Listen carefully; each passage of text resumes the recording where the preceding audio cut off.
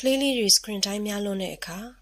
နံပါတ်1အနေနဲ့ဖွံ့ဖြိုးတိုးတက်မှုနှောင့်နှေးတတ်ပါတယ်။ screen time များတဲ့ကလေးလေးတွေအနေနဲ့ကိုယ်လက်လှုပ်ရှားမှုတွေနည်းသွားတဲ့အပြင်တခြားသူတွေနဲ့ပြောဆိုဆက်ဆံတဲ့အချိန်တွေလျော့နည်းသွားတာကြောင့်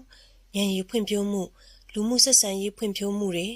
စိတ်ပိုင်းဆိုင်ရာဖွံ့ဖြိုးမှုတွေကိုထိခိုက်စေပါတယ်။ကောင်းကောင်းလည်းမအိပ်နိုင်တော့ပါဘူး။ screen တွေကထုတ်လွှတ်တဲ့အလင်းရောင်တွေဟာကလေးတွေရဲ့အိပ်စက်ခြင်းကိုအနှောက်အယှက်ဖြစ်စေပြီးကလေးတွေအနေနဲ့အိပ်ရေးပြတ်ခြင်းပင်ပန်းနွမ်းနယ်ခြင်းတွေဖြစ်စေပါတယ်။ screen time များလွန်းခြင်းဟာကလေးတွေကိုအပြုအမူဆိုင်ရာပြဿနာတွေလည်းဖြစ်စေပါတယ်။ screen time အလွန်အကျွံများတဲ့ကလေးတွေဟာ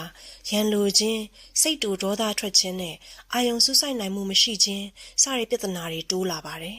။ screen time သုံးလွန်းတဲ့အခါ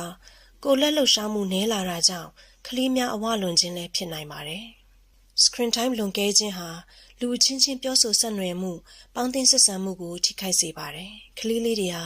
မိသားစုနဲ့စကားပြောဆိုခြင်းတငယ်ချင်းပတ်ဝန်းကျင်နဲ့စကားပြောဆိုကစားခြင်းတွေနည်းသွားတဲ့အတွက်လူမှုဆက်ဆံရေးစွမ်းရည်တွေချို့ယွင်းသွားပါတယ်။ဒါကြောင့်ကလေးတွေကိုသတ်မှတ်တဲ့ screen time ပမာဏထက်ပိုပြီးမပေးဖို့တိုက်တွန်းချင်ပါတယ်ရှင်။